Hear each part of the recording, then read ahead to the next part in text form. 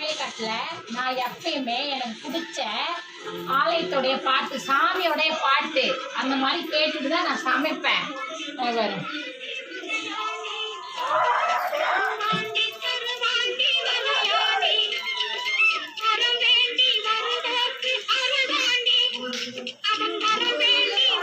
இந்த மாதிரி சாமி பாட்டு கேட்டுட்டு சமைக்கக்குள்ள எனக்கு ஒரு எனர்ஜி. எல்லா பாட்டும் கேட்பேன்.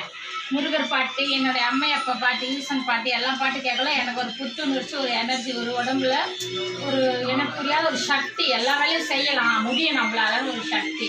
புரியுதுங்களா?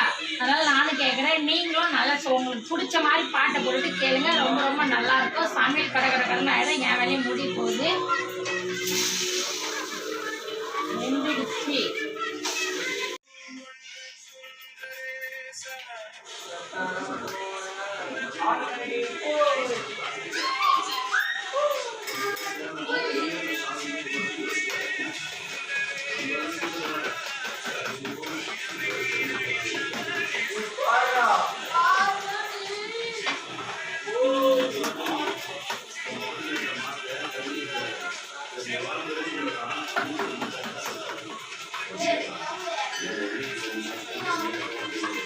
நல்லா காஞ்சிடுச்சு. சூடாயிடுச்சு.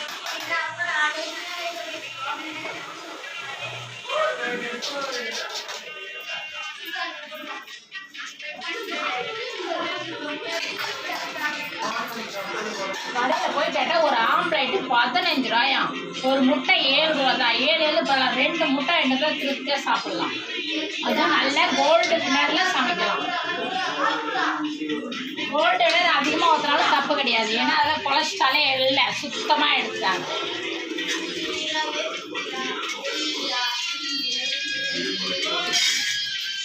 நைட்டு எங்கள் வீட்டில் டிஃபன் எவ்வளோதான், சேமியா ஆம்லேட். இதுதான் எங்கள் வீட்டு டிஃபன். பார்த்துங்க, சேமியா பார்த்துட்டிங்களா? சேமியா நல்லா பொல பொலன்னு வந்துருச்சு. பாருங்க, பொல பொல பொல பொலன்னு வந்துருச்சு. அடுத்தது ஆம்லேட். இதுதான் எங்கள் வீட்டு டிஃபன். உங்கள் வீட்டில் என்ன நைட்டில் டிஃபன் செய்வீங்கன்னு சொல்லுங்கள் சாமி. நன்றி.